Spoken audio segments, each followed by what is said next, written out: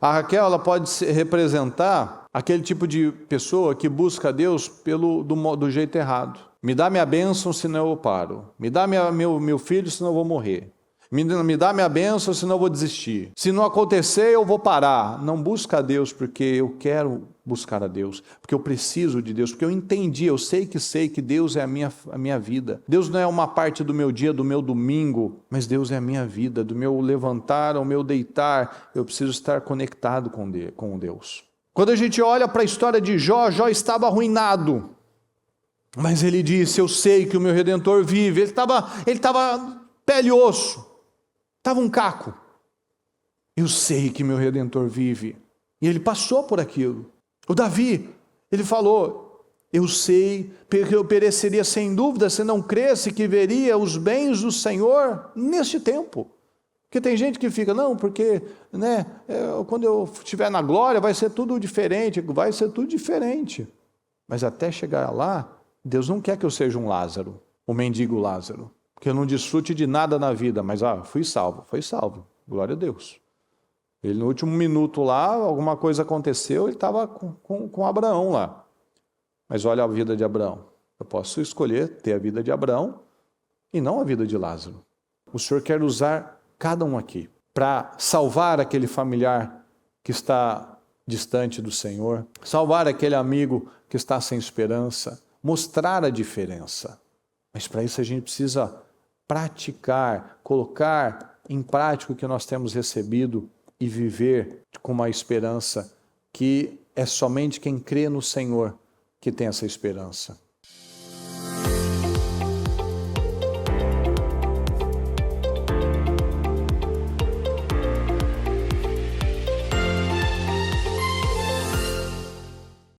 Sejam todos bem-vindos, graças a Deus. Diga comigo, por favor: minha vida é um louvor a Deus. A minha vida é um louvor a Deus.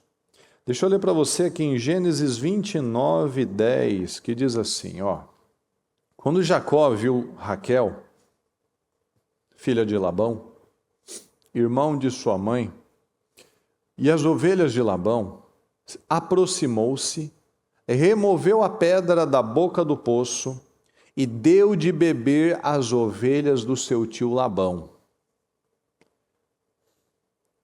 Então, quando Jacó viu Raquel, ele se apaixonou por Raquel. E é onde nós estamos falando, né? A nossa vida precisa glorificar a Deus. Se você ler nessa passagem, que eu não peguei ela inteira para você, essa pedra do poço, ela era movida uma vez ao dia, num horário específico, com vários homens. Jacó conseguiu sozinho. Raquel, ela conseguiu extrair o melhor ali de Jacó. Raquel conseguiu extrair uma força, uma determinação de Jacó. Jacó quis impressionar ela, porque era necessário vários homens para fazer aquilo, mas só tinha ela ali. E ele já quis, ele se levantou ali com uma força. Então Raquel, naquele momento, tirou algo muito bom de Jacó. Raquel tinha essa capacidade, era uma mulher de muitas qualidades. Ela não era só bonita, ela era responsável, ela tinha uma atitude correta na vida, ela cuidava das coisas com excelência. Você lê a história, você vai perceber isso. Cuidava das ovelhas do Labão, do pai dela, que não era um homem fácil. E o que despertou na vida de Jacó, fez Jacó trabalhar por Raquel por 14 anos de graça. Mas ao longo desses 14 anos, a Raquel foi mudando. A Raquel, ela começou a ver as coisas que estavam acontecendo na casa dela. Ela viu aquilo que o pai dela fez, trocou ela. colocou a irmã dela na frente para se casar com Jacó, enganou Jacó. A irmã foi nisso, ela ficou vendo aquilo, a injustiça, ela foi colocada para depois. As coisas que o Labão fazia com Jacó, e a casa dela se tornou uma bagunça. E ela acabou se tornando uma pessoa manipuladora e amargurada. Então isso nos leva para começar o nosso raciocínio, pessoal, a analisar a seguinte questão. Será que nós já não fomos melhores no passado do que somos hoje? Raquel era uma Raquel quando ela conheceu Jacó. 14 anos depois, tinha se tornado uma outra Raquel. Uma Raquel difícil de lidar, uma Raquel manipuladora, uma Raquel que não dependia de Deus, uma Raquel amargurada. A nossa vida precisa ser uma crescente. Será que nós estamos numa fase melhor ou inferior a outras que nós já tivemos no passado? Será que ao invés de nos melhorar, as circunstâncias nos deixaram piores? Talvez alguns no passado eram mais generosos. Talvez outros serviam as pessoas, serviam a obra, serviam no seu trabalho de uma forma muito mais dedicada, com muito mais prazer em fazer as coisas. E hoje talvez tenham feito as coisas de uma forma se arrastando. Alguns perderam brilho no olhar. Outros, como nós falamos agora na oração, cada um tem que trazer a consciência da ferida que talvez ainda não foi tratada. Porque talvez alguns estão sem brilho no olhar, outros têm medo de se jogar, têm medo de assumir, têm medo de arriscar. Outros têm medo de se comprometer, porque o compromisso gera mudança e a pessoa não está disposta a mudar. Outros têm guardado mágoas, têm se tornado amargurados, têm guardado ódio, não têm se libertado disso. Outros não, por conta de questões que tiveram às vezes com o pai, ela não consegue confiar em Deus, porque o pai nunca passou confiança, o pai nunca passou credibilidade, e nós refletimos o nosso relacionamento com Deus de acordo com aquilo que nós tivemos com o nosso pai biológico. Então, às vezes o pai era um instável, o pai era um carnal, o pai não era uma pessoa que transmitia segurança, então eu não consigo confiar em Deus. Porque meu pai me deixou, meu pai me abandonou, meu pai me deixou inseguro, então eu não posso ficar, sou só eu aqui. Não dá para eu depender de nada, não posso depender de Deus. Então são muitas coisas, são feridas que não têm sido tratadas talvez. Às vezes uma traição que a pessoa sofreu, um diagnóstico, uma questão que aconteceu, ou seja, o dia mal chegou. Tem momentos na nossa vida que chega o dia mal. E nós não estávamos preparados. E a nossa reação, às vezes não foi de fazer aquilo um testemunho, mas aquilo nos amargurou. Raquel, durante esse processo da vida dela, ela poderia ter glorificado a Deus com os problemas que ela estava vivendo, como fez José. Tem alguém na Bíblia que você acredita que sofreu mais do que José? Porém, José transformou aquele problema num testemunho. Vocês tentaram o mal contra mim, vocês quiseram o mal, vocês tentaram me prejudicar. As pessoas muitas vezes, a maioria não torce por você. A maioria não torce por nós, a maioria não quer que nós vençamos. Mas Deus quer. Então Raquel poderia ter feito como José. Mas ela escolheu o caminho da amargura. Ela decidiu se fechar.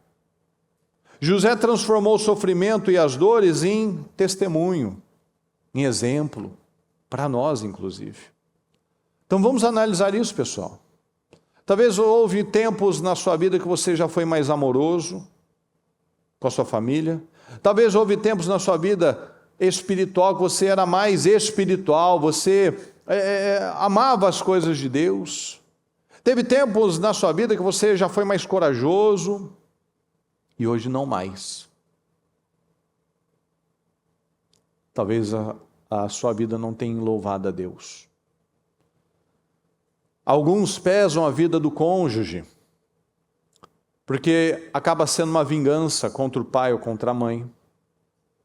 A gente já viu situações assim, do marido maltratar a esposa, porque era uma vingança inconsciente que ele tinha para se vingar da mãe, que ele se sentiu rejeitado.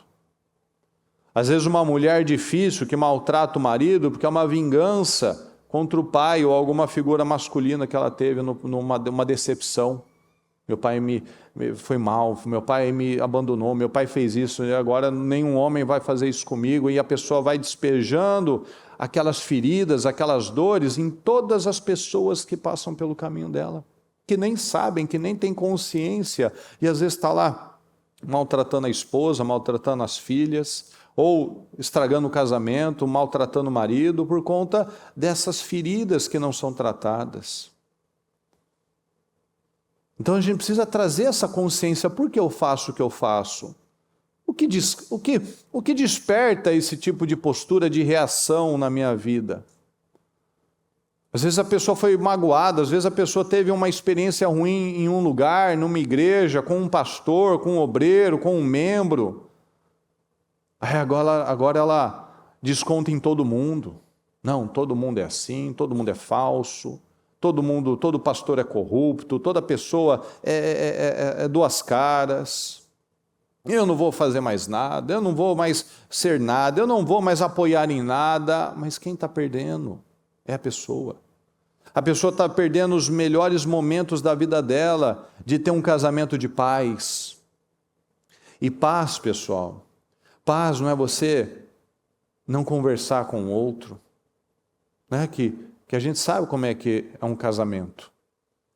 Tem momentos que a gente cansa, às vezes de falar e falar, eu quero paz. Então eu vou dormir num quarto separado, eu não vou conversar, eu não vou cobrar nada. Isso não é paz, isso é trégua.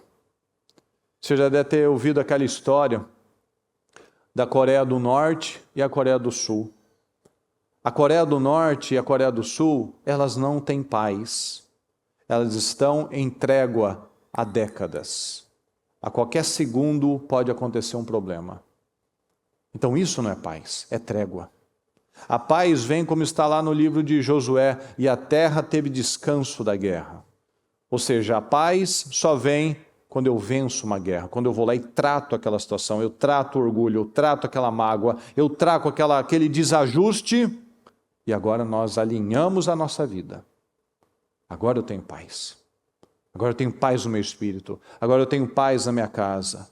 Agora eu tenho paz para servir. Todo aquele lugar, em todo lugar você vai encontrar defeitos. Tem médico corrupto, tem médico muito bom. Tem advogado sem vergonha, tem advogados muito bons. Tem pastores sem vergonha, tem pastores muito bons. Tem padres sem vergonhas, tem padres muito bons. Tem profissionais e pessoas. Tem maridos muito bons, tem maridos muito maus. Tem esposas assim, loucas, desequilibradas. E tem mulheres maravilhosas. O problema é que muitas vezes a gente generaliza. Bom, se acontecer isso aqui, em todo lugar é a mesma coisa. Não. A gente não pode generalizar. As pessoas são diferentes, as pessoas erram. Mas o ponto é que muitas vezes a gente fica olhando para pessoas. Enquanto a gente olhar para pessoas, a gente sempre vai achar um problema. Quando a gente para de olhar para pessoas e olha para Deus, a gente faz o que a gente precisa fazer e pronto, Deus dá graça. Quando a gente olha para Deus, e não mais para o cônjuge que está difícil, mas olha para Deus, Senhor, eu quero te agradar. E para te agradar eu tenho que rasgar o meu orgulho. Eu tenho que jogar fora esse lixo emocional, porque eu quero te agradar, eu quero ter uma vida abençoada. Eu não quero viver uma vida que não tem resultado nenhum. Uma vida onde eu estou me arrastando. Uma vida onde eu não tenho vivido bênçãos na minha vida, porque eu estou desalinhado. Eu vou me entregar, Senhor, diante do Senhor. Ah, mas em tal lugar eu vivi isso, aconteceu aquilo, alguém foi injusto comigo. Mas Deus não tem nada a ver com isso. Deus não tem nada a ver com os nossos problemas, porque Ele é a nossa solução. Então, se nós tivemos más experiências, não é culpa de Deus. E nós temos a possibilidade de transformar aquele problema num testemunho e não numa mágoa, e não numa ferida, e não numa coisa que não nos liberta, e vivemos eternamente carregando pesos desnecessários. Então eu vou lá e eu lido com aquela situação. Porque eu não consigo confiar em Deus? Porque eu não consigo me soltar? Por que eu não consigo me libertar? Quais as travas da minha vida? O que tem acontecido? Vamos trazer essa análise para nós, pessoal. Aqui em Gênesis 29, 31 diz assim, ó. Quando o Senhor viu que Lia era desprezada, concedeu-lhe filhos. Raquel, porém, era estéril. Lia era a primeira irmã de Raquel, que foi colocada lá para casar com Jacó de forma enganosa. Só que o Jacó não queria ela. Não digo nem que ele era mau, ele não gostava, ele gostava só da Raquel, e o Labão empurrou a Lia. Então veja o problema que esse homem causou. Então o Senhor recompensou ela, viu que ela era desprezada, concedeu-lhe filhos. Raquel, porém, era estéril, porque ela foi se amargurando. Lia engravidou, deu à luz um filho e deu-lhe o nome de Ruben, pois dizia, o Senhor viu a minha infelicidade, agora certamente meu marido me amará. Perceba o nome dos filhos. Tudo ele botava Deus, você vai ver aqui, todas elas botavam Deus, mas tudo era na carne. Aí quando chamava o Ruben, estava chamando o quê? O infelicidade. Ô infelicidade, vem aqui, infelicidade. Deus viu minha infelicidade. Botou Deus, mas é da infelicidade. Lhe engravidou de novo e deu à luz outro filho, disse, porque o Senhor ouviu que sou desprezada, deu-me também este, pelo que chamou Simeão, ou infelicidade, ou desprezado, ou vem almoçar. Era desse jeito. Nomes dados conforme os seus sentimentos. De novo engravidou, e quando deu à luz mais um filho, disse, agora finalmente meu marido se apegará a mim, porque já lhe dei 3 filhos, por isso lhe deu o nome de Levi. Engravidou ainda outra vez, e quando deu mais outro filho, disse, desta vez louvarei o Senhor. Agora, pela primeira vez no 4º filho, ela fala de adoração. O resto era tudo sentimento, a infelicidade, desprezo, falta de apego, falta de atenção. Agora louvarei ao Senhor. Assim deu-lhe o nome de Judá.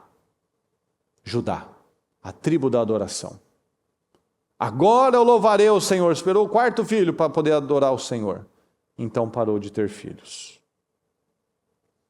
No 31 diz assim, ó. Quando Raquel viu que não dava filhos a Jacó, teve inveja da sua irmã. Por isso disse a Jacó, dê-me filhos ou morrerei. Jacó ficou irritado e disse, por acaso estou no lugar de Deus que a impediu de ter filhos? Então ela respondeu, aqui está Bila, minha serva. Deite-se com ela, para que tenha filhos em meu lugar, e por meio dela eu também possa formar família. Essa frase parece que está no lugar errado, né? Veja a repetição de histórias. A mesma frase de Sara. Deus me impediu de ter filhos, então tome a serva aqui, ó. Repetição de histórias. Veja, pessoal, que aqui na casa de Jacó era um descontrole total. Era uma casa de loucos. Cada serva e cada esposa era uma rival da outra. Olha o problema desse cara. Era uma família que era a família da promessa, ó, o Jacó. Jacó tomou posse da primogenitura. Fazia parte da promessa que Deus fez a Abraão. Mas veja que era uma família totalmente doente emocionalmente. É uma família de desequilibrados, doentes emocionais. Aqui no 12. Zilpa, serva de Lia, deu a Jacó mais um filho. Então Lia exclamou: como sou feliz. Ó, a Lia exclamou: como sou feliz. As mulheres dirão que sou feliz. Por isso deu o nome de Azer. Durante a colheita do trigo, Rúben saiu ao campo e encontrou algumas mandrágoras, que eram umas ervas, eram umas raízes, que eles diziam que que melhorava a fertilidade. Qual que é aquela palavra? Afrodisíaca, né? Que melhorava a fertilidade da mulher. E as trouxe a Lia, sua mãe. Que imagino, né? Não, minha mãe parou de ter filho. Ali, a primeira esposa do Jacó, parou de ter filhos. Então vou levar para minha mãe, que aí ela pode ter mais filhos, e quem sabe o meu pai não vai gostar mais da minha mãe. Né? Olha o Rúben vivendo essa situação. Né? Por isso que uma família desestabilizada é um problema grave. Porque o Rúben foi o primeiro filho de Jacó e fez tudo errado na vida dele. Um desperdício. É justamente aquele que Jacó exalta a força dele, exalta o potencial dele, mas ele era muito instável. Mas também olha a casa que ele vivia. Mas as pessoas fazem escolhas, né? Trouxe a Lia, sua mãe. Então Raquel disse a Lia: dê-me algumas mandrágoras do seu filho. Mas ela respondeu: não lhe foi suficiente tomar de mim o marido? Vai tomar também as mandrágoras que meu filho trouxe? Então disse Raquel: Jacó se deitará com você esta noite, em troca das mandrágoras trazidas pelo seu filho. Olha só como é que elas viviam, né? A Lia falou, né? Como sou feliz, o povo vai dizer.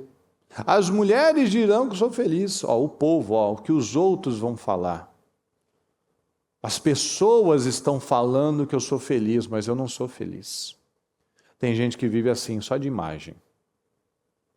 A Lia, para ela bastava o povo falar que ela era feliz, mas ela sabia que ela não era feliz. Ela falava, todos os nomes dos filhos, tirando Judá, era nome de sofrimento. Eu sou desprezada, ele não se apegou a mim. As pessoas, o povo vai achar que eu sou feliz, porque eu tenho tantos filhos, né? Então tem gente que vive na falsidade. E aqui nós vemos a Raquel mostrando o caráter manipulador dela.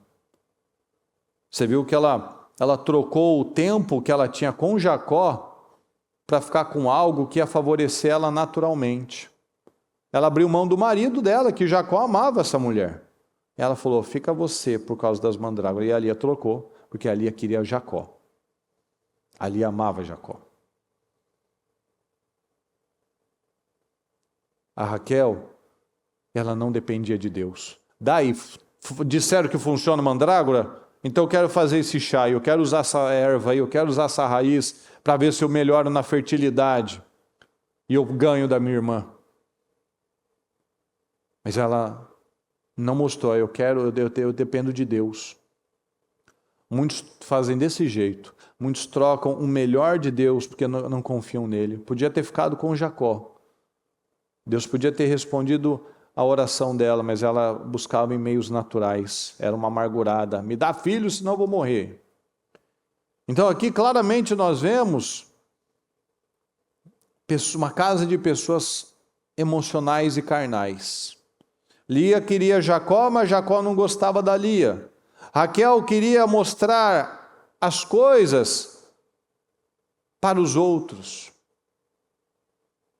Ela queria, né? Cada uma aqui tinha uma motivação errada. Raquel mentiu, por exemplo. Quando o Jacó foi embora da casa, ela levou o ídolo do pai dela e ela mentiu que não estava com ela. Então veja que ela foi se perdendo. Então nós temos que analisar qual é a nossa relação. Aqui nós temos exemplos, inclusive, da nossa relação com Deus.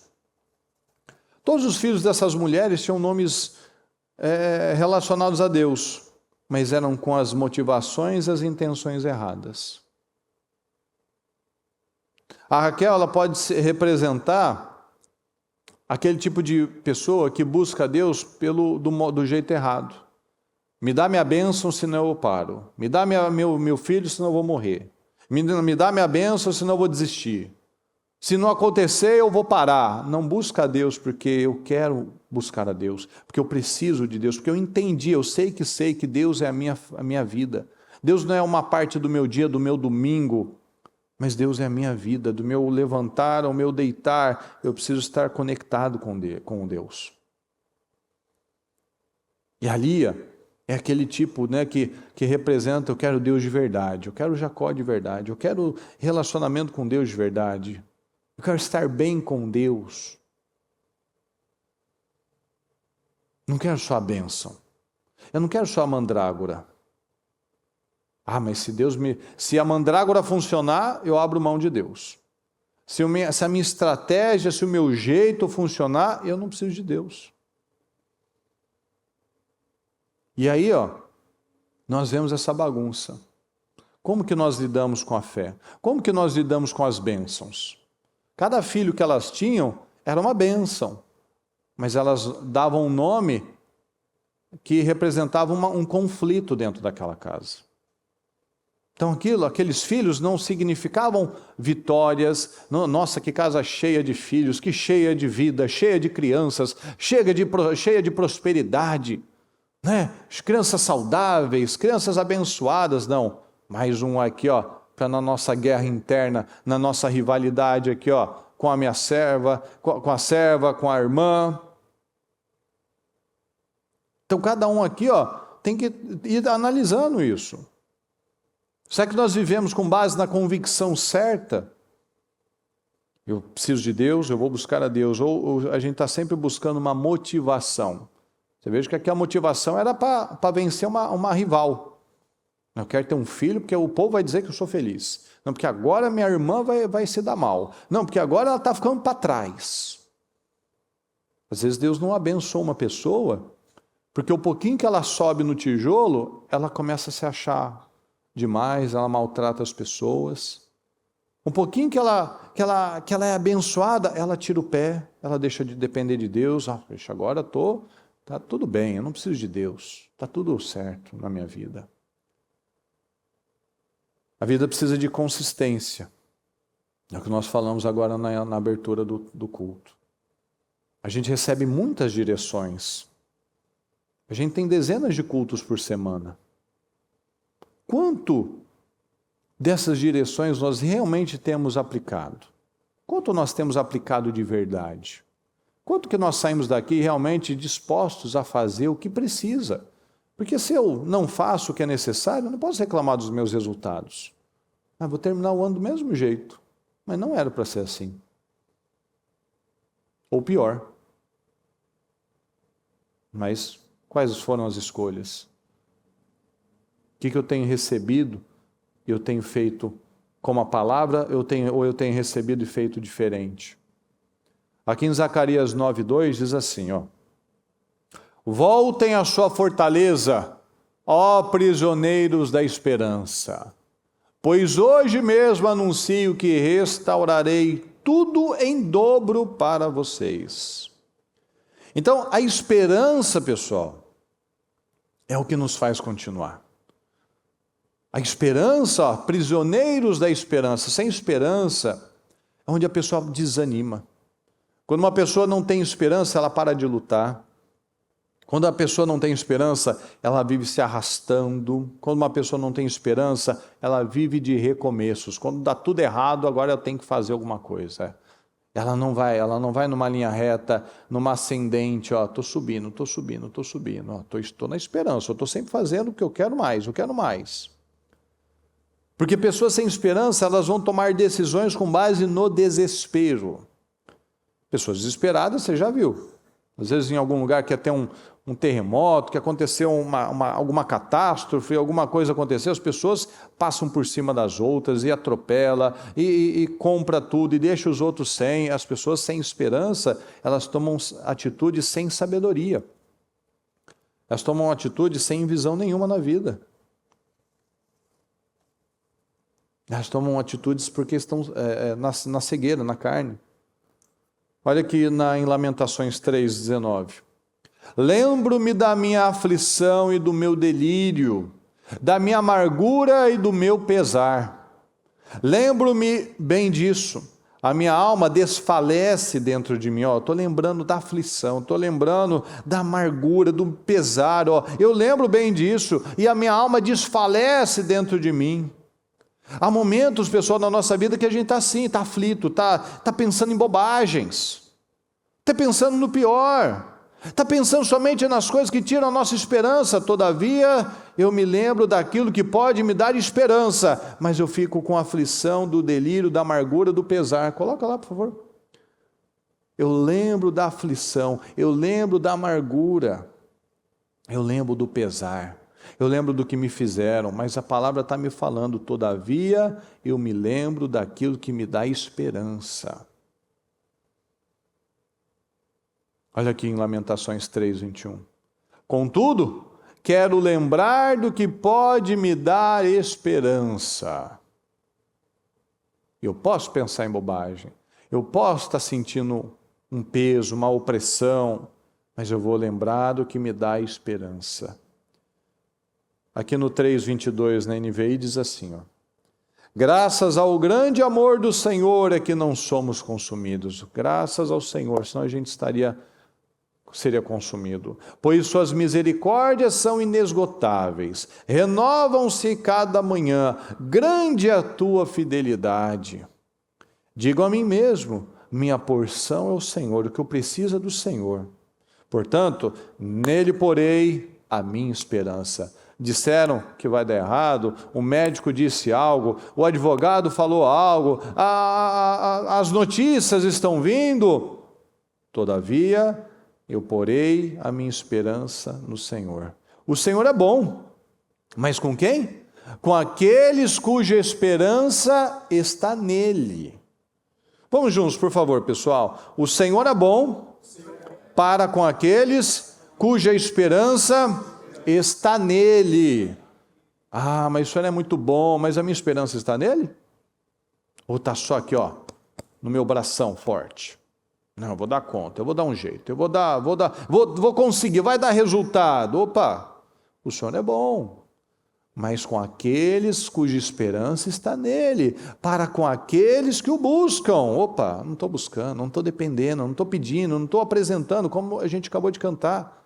Eu vou orar, eu vou buscar, eu vou louvar, mas não, estou corrido demais, estou sem tempo para isso, tenho outras preocupações. É bom esperar tranquilo pela salvação do Senhor. Então é uma decisão, pessoal. A gente pode estar vivendo várias situações, mas a gente toma a decisão de pensar, de lembrar no que dá esperança. O que é lembrar do que dá esperança? O que Deus já fez para você? O que Deus já fez na sua vida? Como que Deus cuidou de você? Porque se você está aqui, você com certeza passou por várias situações, vários processos. Você tem histórias para contar. Deus te abençoou, Deus te curou, Deus te libertou, Deus te deu a vida.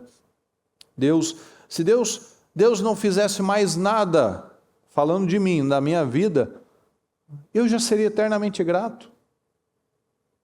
Porque era para ter inúmeros problemas de doença, não era para eu ter a família que eu tenho, não era para ter inteligência, era para ser retardado, era para ser uma pessoa com uma série de limitações. E para a glória do Senhor, tudo foi vencido. Ah, mas quando você está vivendo a situação, você não enxerga assim. Exatamente, O Senhor é bom para aqueles cuja esperança está nele. Eu continuo na esperança, eu continuo crendo, eu continuo orando, eu continuo declarando, mas eu não estou vendo ainda, mas eu estou declarando a cura, eu estou declarando a vitória, eu estou declarando a mudança, eu estou declarando o poder do Senhor nessa situação, eu continuo crendo na salvação. É bom esperar tranquilo pela salvação do Senhor. Então a gente continua tranquilo, vamos confiar, vamos esperar, vamos lá, vai dar certo, não pode parar. O que acontece com muitas pessoas é que elas param, elas desistem, aí o problema entra com mais força. Então a gente não pode parar, não pode viver nessa vida de altos e baixos. Não pode. Nós precisamos ter a resiliência. Não era para eu ter uma família, Deus me deu uma família tão abençoada, com filhas tão perfeitas e abençoadas. Então, o que mais eu pediria? O que mais eu teria para reclamar de Deus? Poxa, Deus, o Senhor não fez isso. Poxa, olha tudo aí que você tem. Você tem uma família que a criança não pega nem gripe. Todos os seus dedos, seus braços, seu cérebro funciona perfeitamente. Ou seja, eu tenho força, eu posso trabalhar, eu posso ser útil, eu posso produzir coisas, eu tenho saúde, eu posso fazer algo bom. Eu não preciso de alguém para fazer algo por mim. Então, quantas coisas que nós já vivemos em Deus, que Deus te guardou, te livrou, às vezes tinha uma vida bagunçada, às vezes podia ter sido morto, às vezes você já foi assaltado, às vezes você teve acidente, às vezes você foi usuário de drogas, ou seja, podia ter tido uma overdose, levado um tiro na cabeça, morrido num acidente. Eu tive um acidente de carro. Então assim, aqui todo dia nessa rodovia tem acidente. Então assim, a nossa vida está nas mãos de Deus. Que essas pessoas que estão nas rodovias aí e batem, algumas morrem, elas não saíram de casa esperando que iam morrer. Simplesmente, naquele dia, naquele momento, talvez não estavam preparadas, e foi o dia delas. Então, veja, o Senhor é bom para com aqueles cuja esperança está nele. Então vou tomar essa decisão. Eu lembro daquilo que me dá esperança. Aqui no Salmo 42 diz assim, assim como o servo bebe água do riacho, eu quero beber de ti, ó Deus. Goles profundos de Deus. Vamos juntos, fala comigo. Goles profundos de Deus. Estou com sede. Isso. Não, pode ficar em paz. Estou com sede do Deus vivo. Eu me pergunto, será que conseguirei chegar a beber na presença de Deus? Estou numa dieta de lágrimas. Lágrimas no café da manhã, lágrimas no jantar. Durante todo o dia as pessoas batem a minha porta importunando. Onde está esse seu Deus? Você não disse que é crente? Cadê seu Deus? Você só chora de dia, chora de noite, é problema de lá, é problema de cá. Onde está esse seu Deus? Estas são as coisas que relembro sempre, esvaziando os bolsos da minha vida. Sempre estive à frente da multidão de adoradores. Eu estava lá, eu estava buscando a Deus. Era eu quem os conduzia. Olha só, atitude na vida, pessoal. Você é ser um levantador, você puxar as pessoas, você puxar sua casa, puxar sua família. Pessoal, vamos lá, vamos levantar, vamos orar, vamos clamar a Deus, vamos fazer a nossa parte. Deus não nos abandonou, vamos vencer isso. Mas muitos fazem o quê? Um está batido de lá, um está batido de cá. Eu também, pois é, e fico lá, e desanimo, e solto tudo, também não quero, vamos parar. Se eu desisto, o que vai melhorar? Se eu abandono tudo, qual é o ganho que eu tiro disso? Mas nós vemos aqui a diferença de quem se levanta, de quem é uma boa influência. Nós precisamos ser uma boa influência na vida das pessoas. Ninguém vai querer Deus se quando olha para uma pessoa e ela não vê Deus. não vê diferença no caráter, não vê diferença no casamento, não vê diferença no olhar. No olhar, o olhar não transmite aquela coisa, aquela vida. Olha para um lado, olha para o outro, aquele bombando de gente amargurado, triste, com um olhar vazio. Aí chega você com aquele olhar, com um sorriso no rosto e dá esperança para aquela pessoa. E aí parece, nossa, parece que isso daí não tem problema, né? Tem, mas a gente lembra do que dá esperança. A gente não fica só na dieta de lágrimas. Chora de manhã, chora à noite, à tarde. Cadê o seu Deus? Aí, tá falando, aí tá me humilhando. Onde estão as coisas?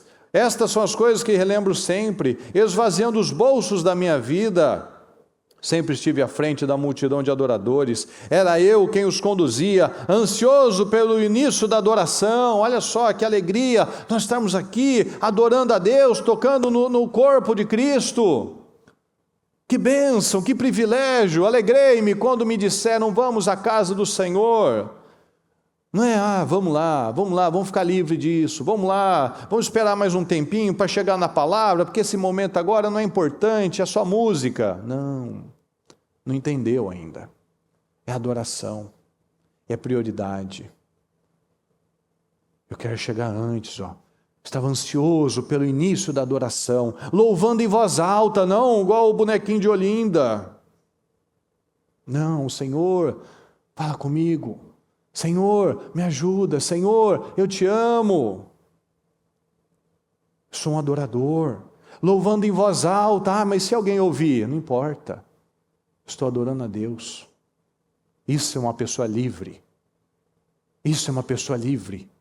Que não é uma pessoa escrava, é uma pessoa liberta, cantando ações de graça, celebrando todos nós a festa de Deus.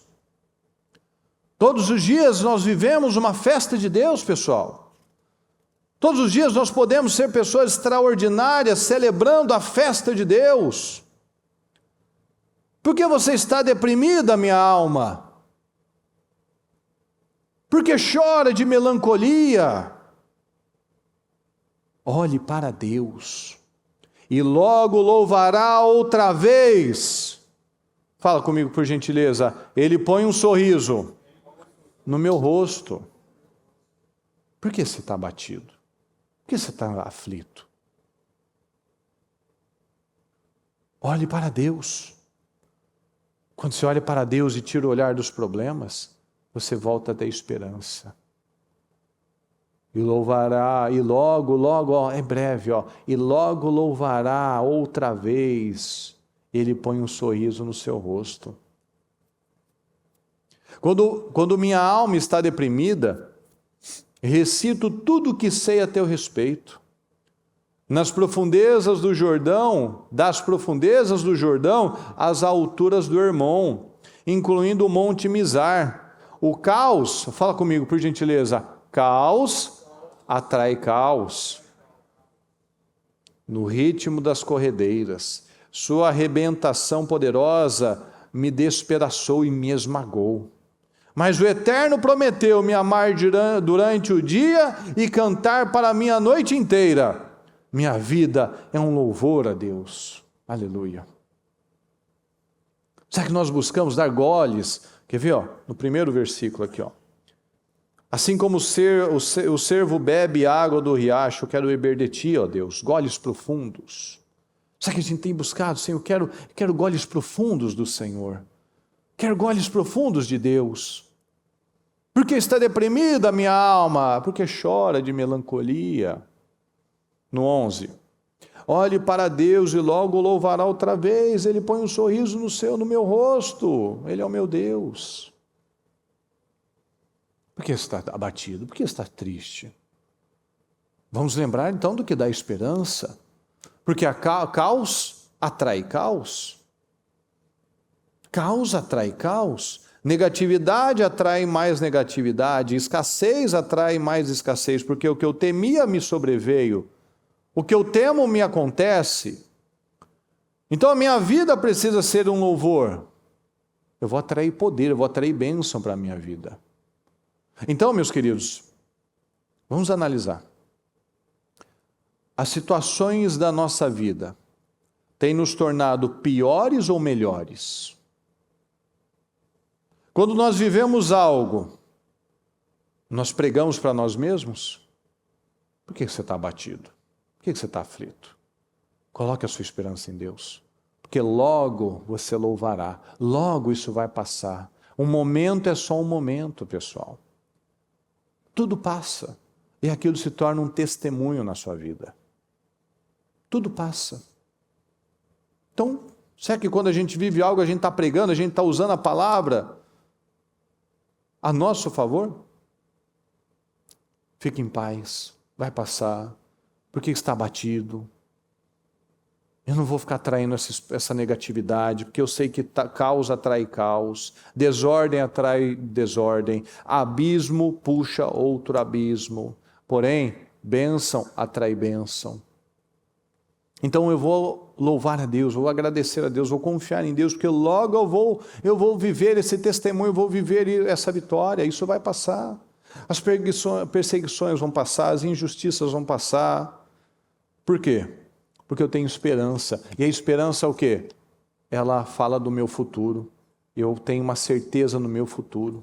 Uma pessoa sem esperança, ela não tem perspectiva do futuro. Se você tem esperança, você tem uma boa perspectiva do seu futuro. Isso vai passar, eu vou vencer isso, vai ser um testemunho, pessoas serão abençoadas, pessoas vão ser ajudadas. Mas quando a gente está vivendo, imagina, está lá num hospital, está lá numa crise, está lá num problema, mas é aí que sai no que nós acreditamos. Mas não é gostoso, claro que não, não é fácil, quem diz que é? Mas qual outro caminho que a gente tem? De fazer refeições de lágrimas? Chorar? Não, nós precisamos nos levantar. Nós precisamos confiar em Deus, vamos buscar a Deus. Não corre para lá e corre para cá e tenta de cá e liga para alguém e dá um jeito aqui. Não, assim não funciona. Não vai funcionar assim. Isso não é otimismo, positivismo, não, isso é uma decisão, pessoal, uma decisão de fé. Eu me encorajo na fé. A palavra de Deus me levanta. Eu não fico lá esperando alguém me encorajar. Lembra que a gente leu de Davi aqui? Eu estava à frente, eu estava na condução dos adoradores, eu estava ansioso para chegar o momento do louvor, da adoração, da busca. Então, eu me encorajo com a palavra, eu coloco a minha esperança, a minha confiança em Deus, eu me levanto e encorajo quem está perto de mim. Quem está perto de mim só está, e agora? Então, vamos confiar em Deus. Vamos confiar em Deus, vamos tomar goles de Deus, e não goles de desgraça, goles de aflição, goles de tristeza. Não é assim, isso não vai mudar. Quando a gente olha para a história de Jó, Jó estava arruinado. Mas ele disse, eu sei que o meu Redentor vive. Ele estava pele e osso, estava um caco. Eu sei que meu Redentor vive. E ele passou por aquilo. O Davi, ele falou, eu sei, porque eu pereceria sem dúvida se não cresce que veria os bens do Senhor neste tempo. Porque tem gente que fica, não, porque quando eu estiver na glória vai ser tudo diferente, Mas até chegar lá, Deus não quer que eu seja um Lázaro, um mendigo Lázaro. Que eu não desfrute de nada na vida, mas foi salvo, glória a Deus. Ele no último minuto lá, alguma coisa aconteceu, ele estava com Abraão lá. Mas olha a vida de Abraão. Eu posso escolher ter a vida de Abraão e não a vida de Lázaro. Abraão também estava no céu. E ele viveu uma vida extraordinária. Por onde aquele homem passava, o povo queria ficar amigo dele. Porque todo mundo via, Abraão tem bênção, o homem tem uma coisa diferente.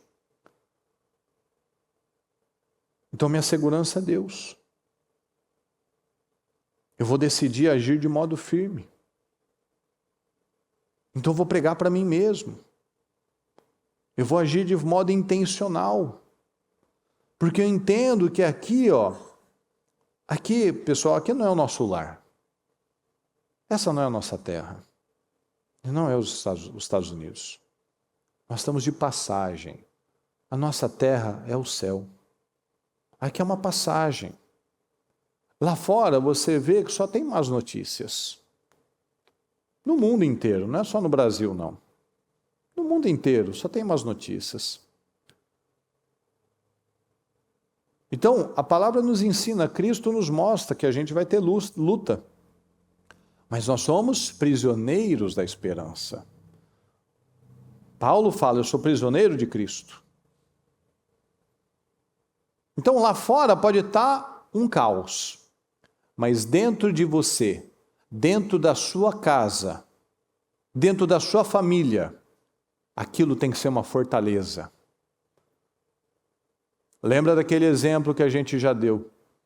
A água que está em volta do navio não afunda o navio, mas a água que está dentro do navio que afunda o navio. Então, a gente tem lutas, tem situações, mas ela não pode me contaminar. Ela não pode entrar dentro do meu navio, dentro da minha casa, dentro do meu coração. É onde a gente mostra que a gente confia no Senhor, confia no Senhor de verdade. O problema nunca está fora, pessoal, o problema está dentro de nós. O problema não é cliente, não é crise, não é coisa, não é diagnóstico, não. O problema está dentro de nós, do que nós temos nos alimentado de verdade. Aqui em Lucas 10 diz assim, os 72 voltaram alegres e disseram, Senhor, até os demônios se submetem a nós em teu nome. Ele respondeu, eu vi Satanás caindo do céu como relâmpago. Eu lhes dei autoridade para pisarem sobre cobras e escorpiões, sobre todo o poder do inimigo, e sobre todo o poder do inimigo, nada lhes fará dano. Então veja, vocês estão aí se achando, né? Nossa, a gente é poderoso, a gente usa o nome de Jesus aqui, o negócio funciona. E Jesus falou, eu vi o diabo caindo do céu, e eu dei autoridade para vocês, isso não tinha que ser novidade para vocês. Um crente, claro que ele pode pedir ajuda ao pastor para orar, para interceder junto com ele, mas cada um de nós recebeu essa autoridade para lutar as guerras espirituais. Então Jesus falou, eu dei para vocês autoridade sobre isso. Não é para vocês ficarem animadinhos, não. Isso é algo normal, eu dei para vocês. Deus é mais forte que o diabo. Mas tem gente que acha que o diabo é mais forte, porque tem medo dele, né? Contudo, alegrem-se, não porque os espíritos se submetem a vocês, mas porque seus nomes estão escritos nos céus. Então essa tem que ser a nossa alegria. Porque eu fiz isso, eu fiz aquilo. Não, peraí, meu nome está no livro da vida? Olha para o seu coração hoje, pessoal. Olha para o seu coração. Você acredita que hoje, se o Senhor voltasse, o seu nome está no livro da vida? Olha para o seu coração. Quanto você ama o Senhor de verdade? Quanto você talvez está guardando mágoas, sentimentos, ódio, inveja, amargura. Igual a casa de Jacó aqui. A Lia, a Raquel, as servas. Estava uma desordem. Alegrem-se, porque os seus nomes estão escritos nos céus. Será que o nosso nome está escrito no céu? Hoje, se o Senhor nos levasse, nós iríamos para onde? Qual seria a nossa eternidade? Aqui em Provérbios 14, 32 diz assim, pela sua malícia será lançado fora o ímpio, mas o justo até na sua morte tem esperança. O justo transmite valores, o justo transmite esperança, ele transmite paz, ele transmite alegria, até quando ele está para morrer. Você já viu aquelas pessoas que têm certeza da salvação e está bem velhinho ou está para morrer e ele fala, está tudo bem, eu vou para casa.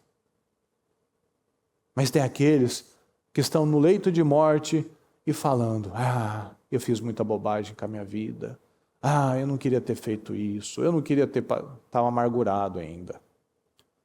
Mas tem aqueles que Está todo mundo em volta, tá os filhos, os netos ali, está todo mundo em paz, não é aquele enterro de gente que não tem esperança. Ah, meu Deus, vai comigo, me leva junto, e aí aquela coisa, ah, mas era uma pessoa tão boa, aí aquela coisa, você fica triste.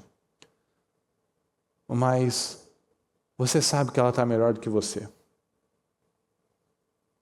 Ela não está pior, está melhor.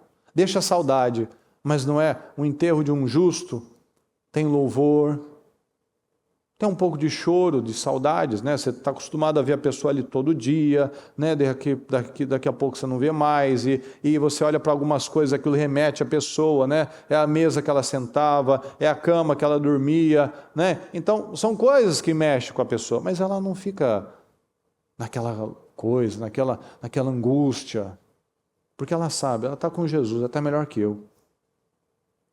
E é como Davi fez. O filho dele morreu e ele se levantou e falou assim, agora eu tenho que ir até ele. E se eu não vigiar, eu não vou até ele. Então são decisões, pessoal. Mas quando o ímpio morre, acabou a esperança. Tem gente que morre, teve uma vida toda que as pessoas que estão em volta até se sentem aliviadas. Às vezes algumas até têm a coragem de verbalizar, foi melhor assim. Porque era peso, era difícil, era uma pessoa pesada, complicada, né? Aqui em Atos 7:54 diz assim: ouvindo isso, ficavam furiosos e rangiam os dentes contra ele. Mas Estevão, cheio do Espírito Santo, levantou os olhos para o céu e viu a glória de Deus e Jesus de pé à direita de Deus.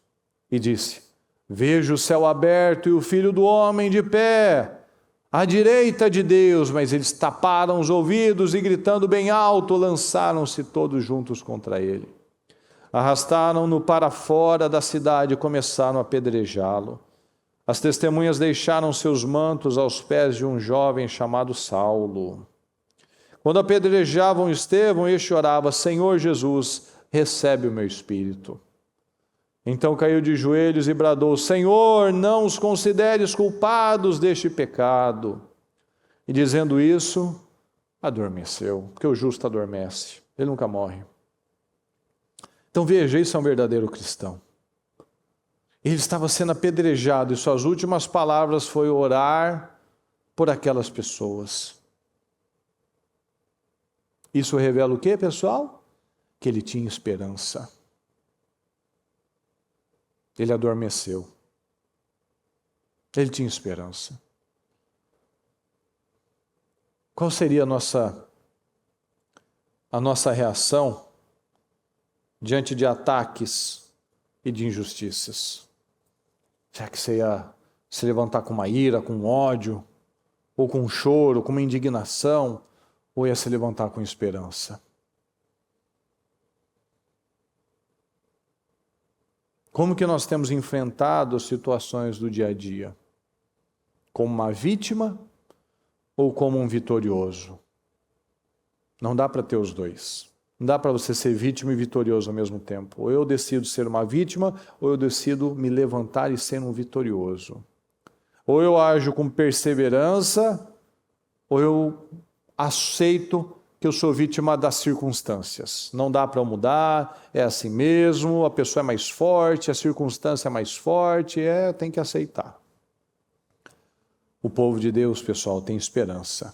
O mundo não tem esperança. O mundo, você vê que mais medicado nunca antes na história. Está sempre buscando uma distração, um remédio para curar dores da alma, distrações, rede social, são filmes, séries, entretenimento como se nunca viu antes. Para quê? Para fugir da vida, para fugir dele mesmo, para fugir das angústias. Deixa eu me distrair aqui. O mundo não tem esperança. O justo busca ser rico, cheio de graça, né? Cheio da graça, cheio do Espírito Santo, cheio da esperança. Aqui em Romanos 12, diz assim, 12. Alegrem-se na esperança, sejam pacientes na tribulação, perseverem, vamos juntos, por favor? Perseverem na oração. Persevere na oração. E não na briga e na reclamação. Muitos perseveram, mas na briga. Persevera na reclamação, vai dar errado. Porque você é o problema, você é o culpado. Persevere na oração. Senhor, me dá essa vitória. Senhor, me ajuda nisso. Senhor, me dá graça. Senhor, me ajuda a fechar minha boca. Senhor, me ajuda a agir diferente. Me ajuda, Senhor, me ajuda. Eu dependo do Senhor, preciso do Senhor. Porque se eu olhar para a pessoa, eu quero esganar ela. Não, então, me ajuda, Senhor, me ajuda a acertar. Se eu olhar para o problema, eu vou querer chorar, Senhor, eu vou querer desanimar, eu vou querer parar, eu vou querer desistir. Então eu preciso do Senhor, me dá a vitória, Senhor, eu preciso do Senhor. Ó a diferença. Alegrem-se na esperança. Você não vai se alegrar pelo problema. Você vai se alegrar na esperança que Deus vai dar uma saída. Filipenses 21:8. Isso daqui é um filtro, todo mundo tinha que ler, um filtro da vida, filtro dos pensamentos. É um filtro do que a gente pensa. Finalmente, irmãos, tudo que for verdadeiro, tudo que for nobre, tudo que for correto, tudo que for puro, tudo que for amável, tudo que for de boa fama, se houver algo de excelente ou digno de louvor, pensem nessas coisas. Tudo que vocês aprenderam, receberam, ouviram e viram em mim, ponham em prática. E o Deus da paz estará com vocês. Se esse pensamento me traz esperança, se é algo bom, se é algo verdadeiro, se é algo puro, se é algo amável, se isso tem boa fama, se isso tem excelência, se isso é digno de adorar o Senhor, eu vou pensar nisso. Se vem para me deixar nervoso, para me deixar triste, para me lembrar do passado, para falar bobagem, para brigar com as pessoas, para jogar coisa na cara dos outros, isso é do diabo. Vamos juntos, por favor. Se um pensamento não me dá esperança, ele é do diabo. Tudo que vocês aprenderam, aprendemos muitas coisas, recebemos muitas coisas, ouvimos muitas coisas e viram em mim, ponham em prática. E o Deus da paz estará com vocês. Então a gente precisa praticar, pessoal, o que a gente recebeu. Porque a fé é isso.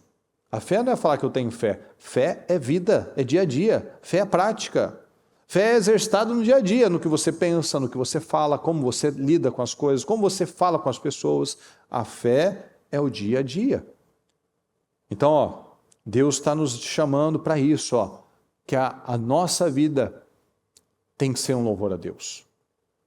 A sua vida precisa glorificar a Deus. A sua vida tem que ser um testemunho para que outras pessoas queiram o Senhor. Porque tem os dois tipos, né? Tem aqueles que Paulo fala, né? Por causa de vocês que o mundo blasfema o nome de Deus. Ou seja, tinha um monte de crente ali que o Paulo estava vendo que era escândalo, vergonha. Mas tinha aqueles, como ele está falando aqui, façam tudo o que vocês aprenderam, receberam, ouviram e viram em mim. Ou seja, ele era um ótimo testemunho, era um ótimo exemplo, porque antes o Saulo, o perseguidor da igreja, o assassino de cristãos, agora Paulo, o servo de Cristo, o prisioneiro de Cristo, o escravo de Cristo. A vida dele totalmente transformada. Então, o Senhor quer usar cada um aqui para salvar aquele familiar que está distante do Senhor, salvar aquele amigo que está sem esperança, mostrar a diferença. Mas para isso a gente precisa praticar, colocar em prática o que nós temos recebido e viver com uma esperança que é somente quem crê no Senhor que tem essa esperança. Amém, pessoal? Fique em pé, por gentileza. Pegue o seu propósito, por favor. Feche seus olhos.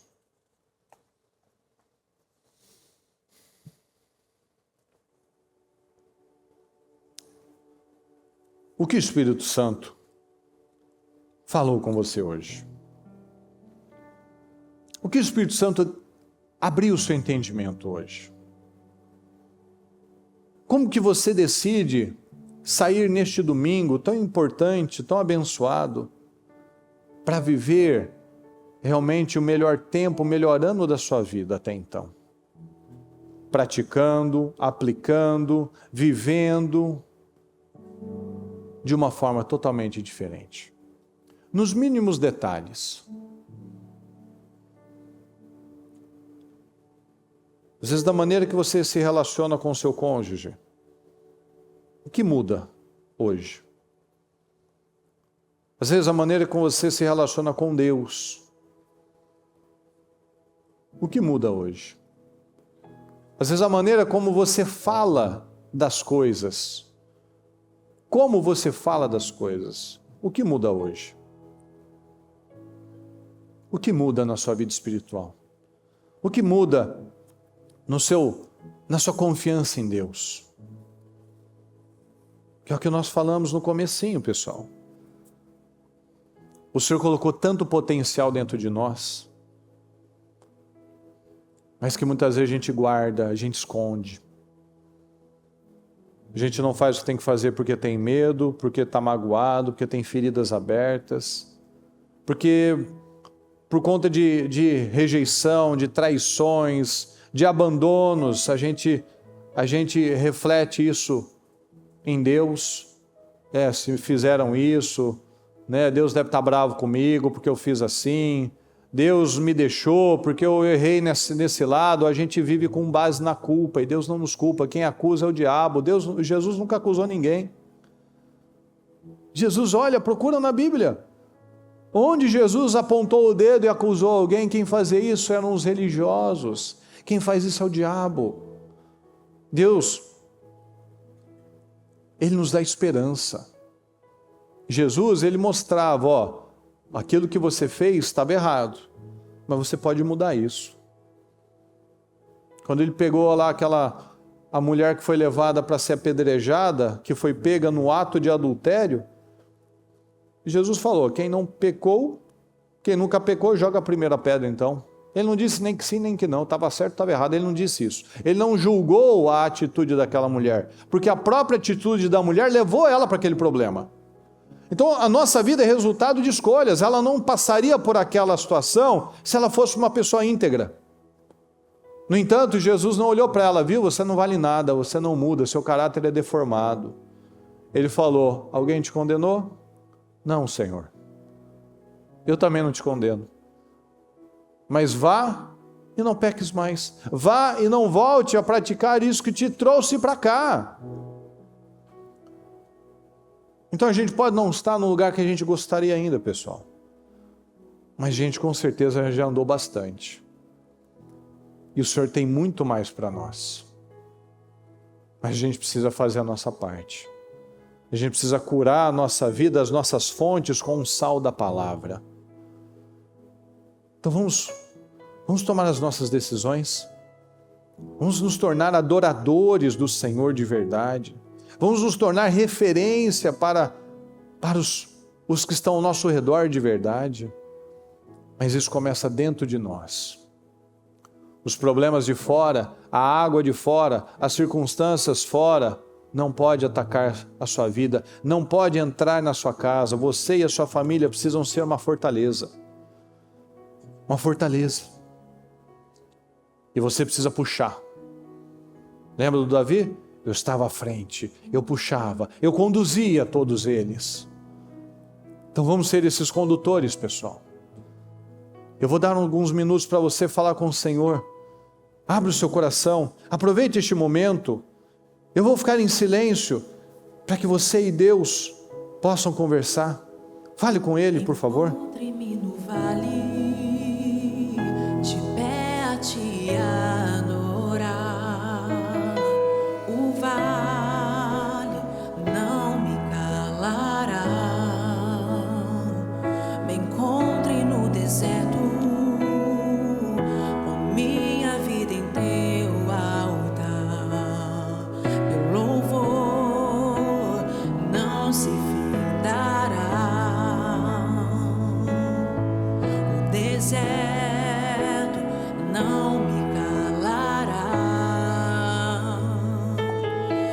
te louvo,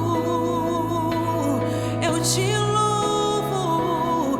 Não vou deixar que as pedras venham clamar em meu lugar. Eu te louvo com tudo que tenho. Não vou deixar que as pedras venham clamar em meu lugar. Eu te louvo, eu te louvo. Não vou deixar que as pedras venham clamar em meu lugar. Se eu te louvo com tudo que tenho, não vou deixar que as pedras venham clamar em meu lugar. Quanto mais eu espero, mais eu te louvo. E se a dor aumentar, maior minha fé será. Erguerei os meus olhos, em ti está o meu socorro. Eu não vou temer,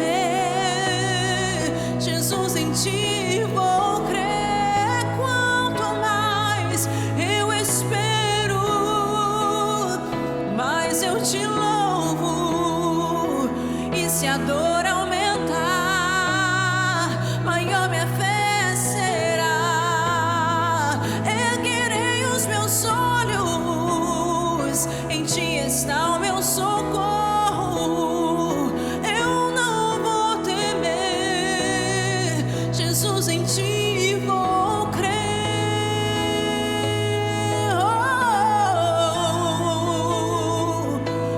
Eu te louvo,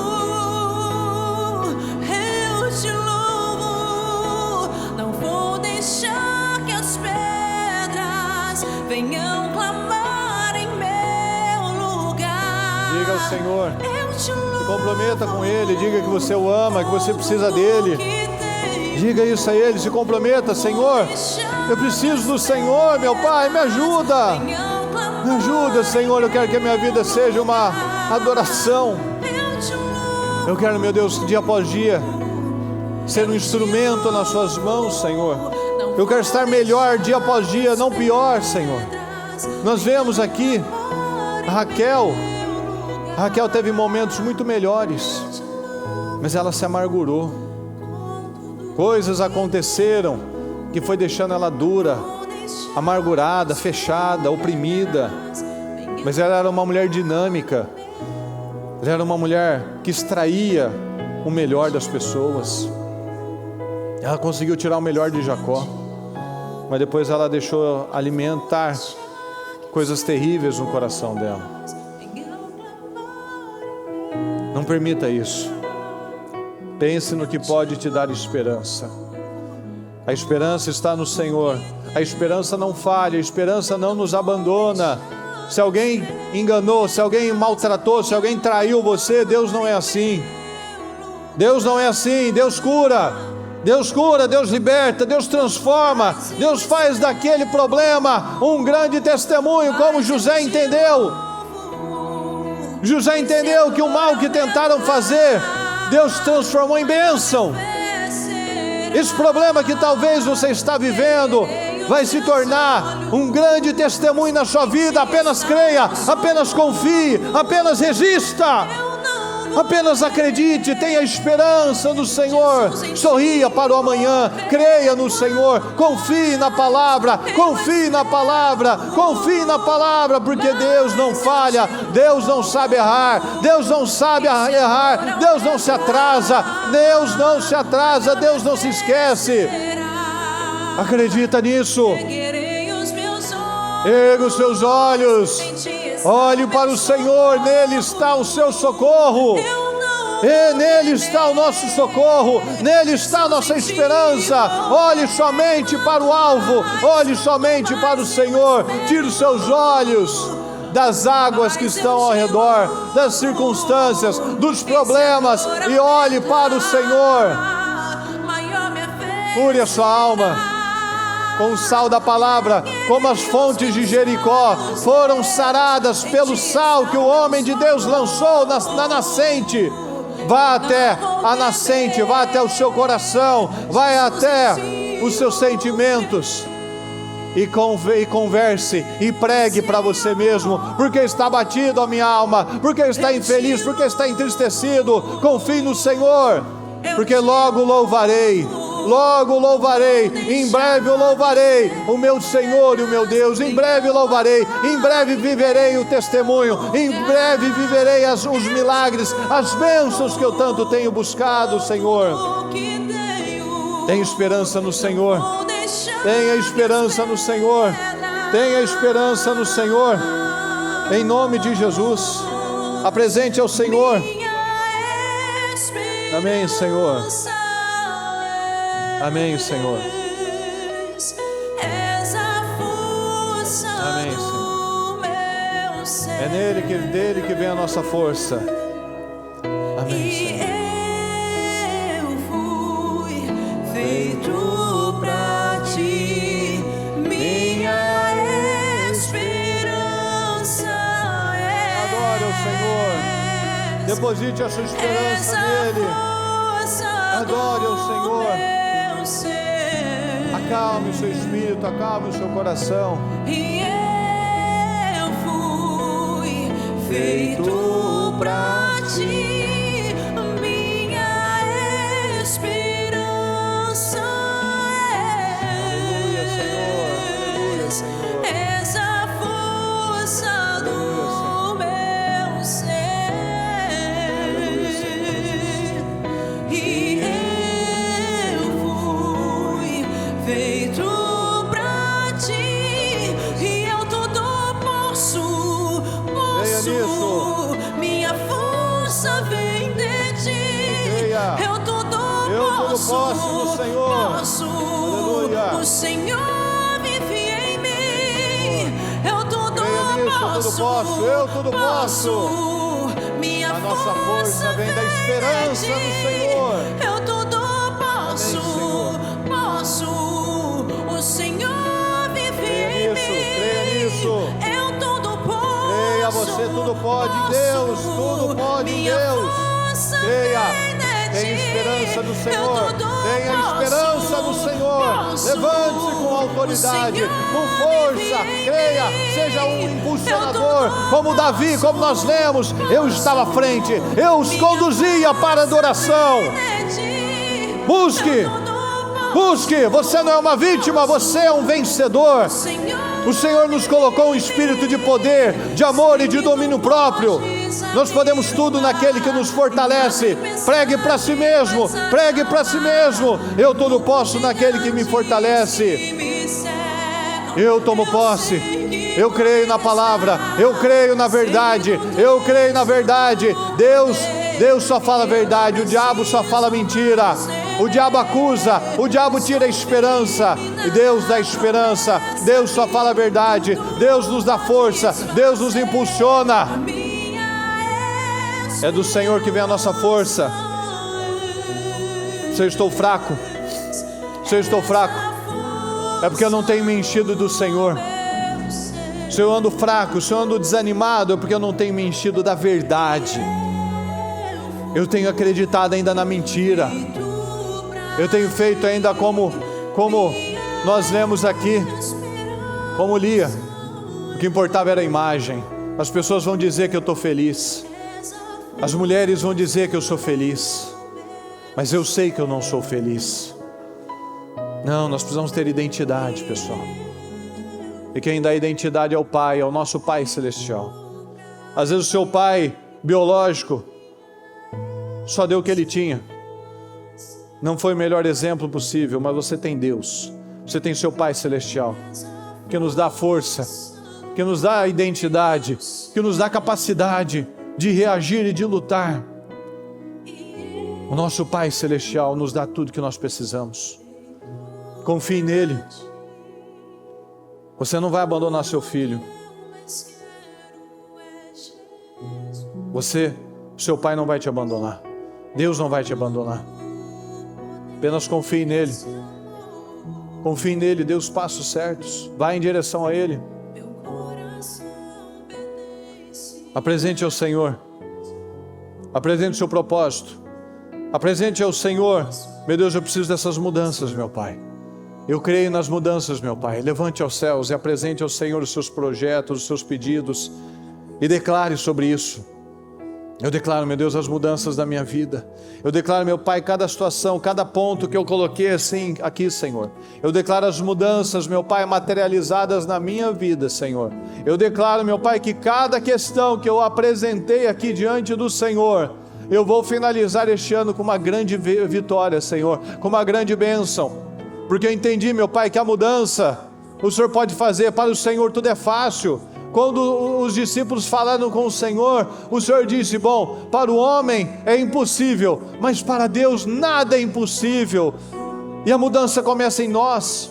A mudança começa no nosso entendimento da palavra, da verdade. A mudança começa na mudança do nosso caráter. A mudança começa na nossa casa. A mudança começa nas pequenas decisões, nas pequenas formas de falar, de agir, de tratar o próximo. Quando eu mudo internamente, quando eu mudo dentro, as coisas aqui fora mudam também. Que haja, meu Pai, esse entendimento. Eu creio, Senhor, em cada mudança, mas acima de tudo, Senhor, mudanças que nós pedimos, Senhor, financeiramente, mudanças que nós pedimos na saúde, mudanças que nós pedimos no casamento, meu Pai, mas o Senhor tem esperado mudanças de fé.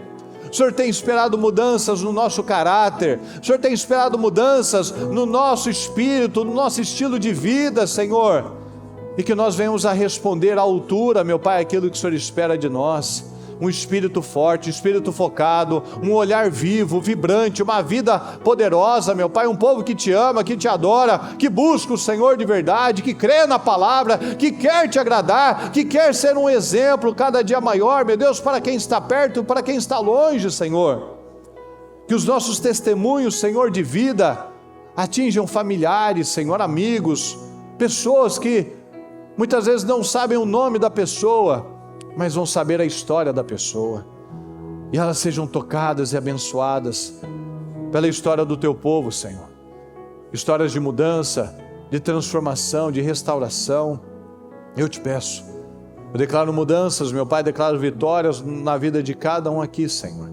Eu declaro portas abertas, eu declaro mentes ampliadas, eu declaro força, eu declaro autoridade, eu declaro visão, meu Pai, em nome do Senhor Jesus.